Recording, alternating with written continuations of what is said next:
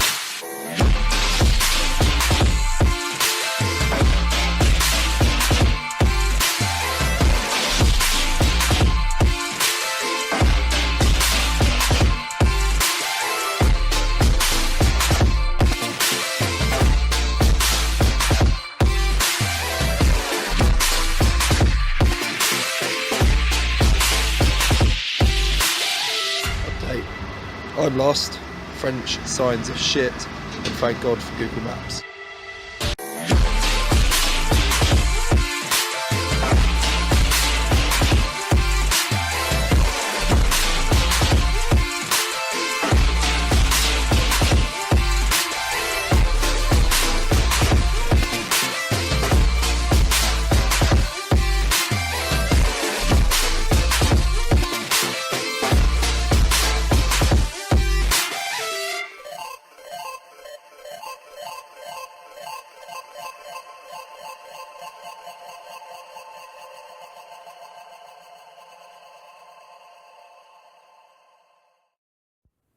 So I got back from the trip yesterday and it was amazing. It was a really good experience, really enjoyed it. I'm going to talk a little bit about the trip and what was good and what was bad. There wasn't many bad things, but just about the bike and stuff. I really enjoyed it because it really gave me a sense of achievement, because I've watched lots of touring videos before, read lots about it, touring on motorbikes and stuff, and always thought it was a really cool idea, but I never thought I'd actually do it myself anytime soon.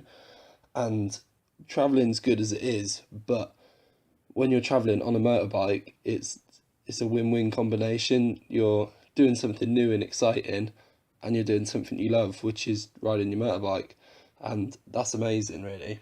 I really enjoyed the whole experience of getting up early, riding there, getting on the ferry, experiencing the new side, a different side of the road, seeing new things in France. I think you learn a lot about the bike and you grow to like it even more in ways that you hadn't really experienced before.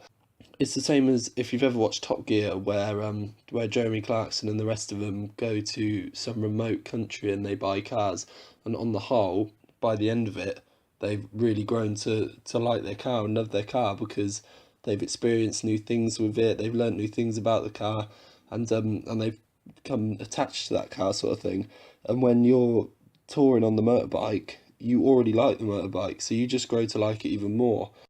Now I finished reliving the experience and wishing I was back in France, I'll talk about the DRZ a little bit.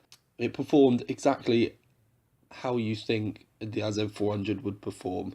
They're not built for touring, they're not built for long distance, they're not built for motorway, and that is exactly what you do when you go touring. You're going to have to do sections of long riding. If you've ever read anything about a DRZ or know about DRZs at all, or have got one, you will know that it needs a sixth gear.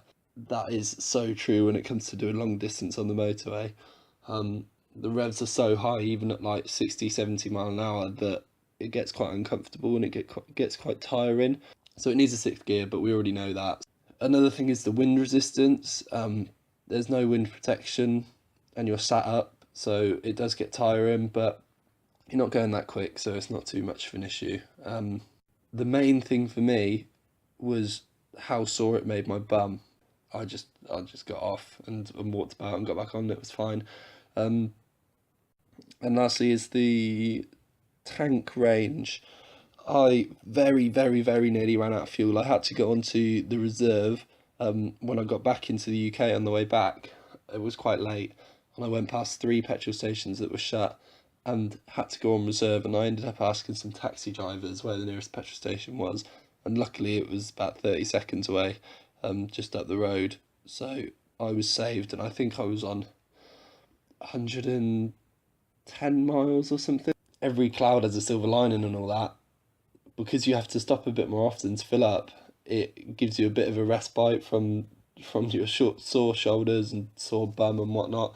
The petrol station is really a sight for sore eyes because you can stand up and walk about and get a drink. So all of the little issues play into each other. They're they're going to happen, and it's fine.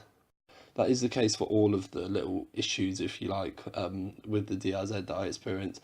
I knew they were going to happen, so it didn't bother me. If you've heard people saying, "Oh, don't be touring on DRZs, they're not designed for it," you can tour on pretty much any bike. There are people that buy Honda CG90 scooters in India and stuff and ride them back to the UK or ride them back to America. You can ride what you want. So if you're thinking, "Oh, I don't want to do a tour, I don't want to do a long overseas ride because I've got a DRZ," then discard that and do it anyway, because you can have a really good time. Would I do another tour? Absolutely. I wouldn't hesitate to do another one. It was wicked.